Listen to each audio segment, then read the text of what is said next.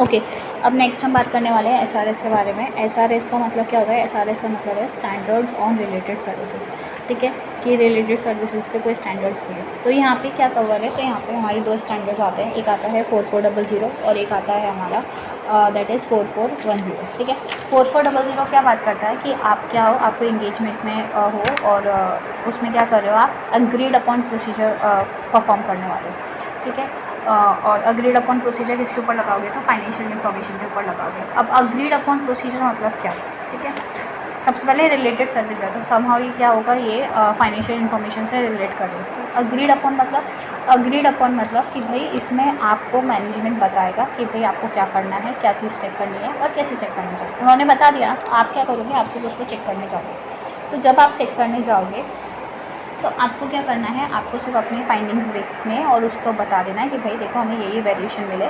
Then जो जिसने भी आपसे ये परफॉर्म करवाया होगा वो क्या करेगा, वो खुद से अपना उसके ऊपर कंक्लूजन ड्रॉ कर लेगा। तो यहाँ पे एज एन ऑडिटर आपका क्या ऑब्जेक्टिव है कि आपको वो प्रोसीजर परफॉर्म करने हैं। ठीक है, जो भी ऑडिटर ने या एंटिटी ने या किसी भी थर्ड पार्टी ने आपस में मिलकर एग्री करे होंगे और जो भी उनको फैक्चुअल फाइंडिंग्स मिले, मतलब जो भी आपके फाइंडिंग्स हैं वो फाइंडिंग्स आपको क्या करने जाने हैं, रिपोर्ट करने जाने हैं बस। ठीक है, ये कोई अश्योरेंस नहीं है, ये नॉन अश्योरेंस का सर्विस है।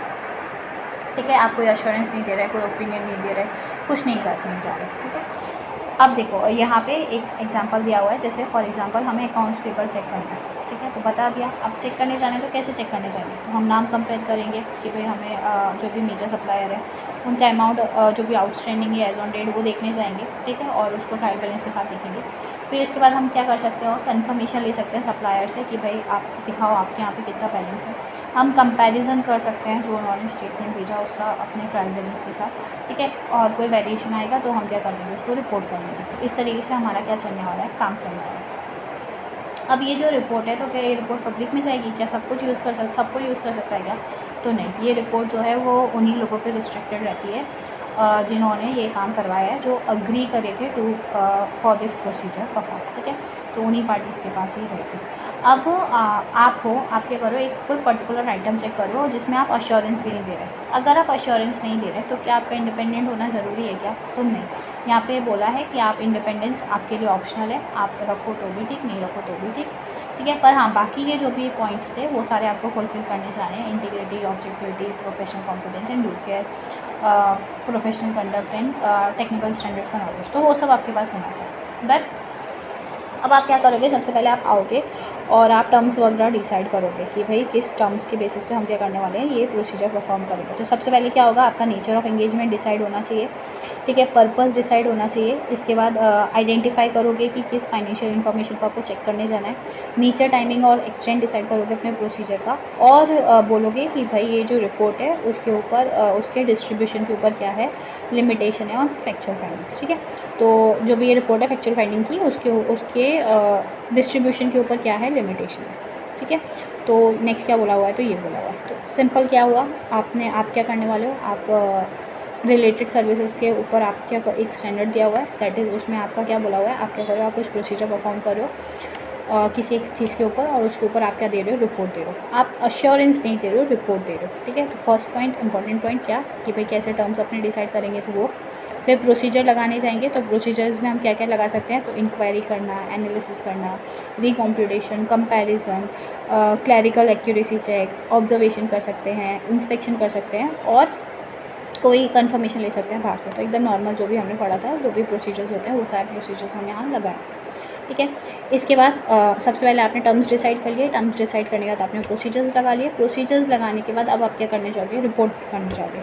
तो जब रिपोर्ट करने जाएंगे तो हमारे लिए यहाँ पे क्या क्या आएगा, तो जब हम रिपोर्ट करने जाएंगे तो बेसिक चीज़ें तो एक रहती हैं, वो तो रहेगी title, address, date, place, signature, वो सारी चीज़। इसके अलावा जो इंपॉर्टेंट है, जो आपको याद रखना है, वो है कि भाई आप क्या बोलोगे यहाँ पे कि भाई आप क्या चेक करने वाले हो, फाइनेंशियल या फिर नॉन फाइनेंशियल इन्फॉर्मेशन, वो। देन उसके बाद आप बोलोगे आपका क्या प्रोसीजर एग्रीड अपॉन हुआ है, तो बोला है ना उन्होंने कि भाई आप चेक करोगे तो ऐसे चेक करोगे, तो वो भाई क्या प्रोसीजर आपने डिसाइड करा है वो बताने जाओगे। फिर आप ये बोलोगे कि भाई पर्पस क्या है वो बताओगे। इसके बाद आप ये बताओगे कि भाई स्टैंडर्ड्स हम कंप्लाई करने वाले हैं वो।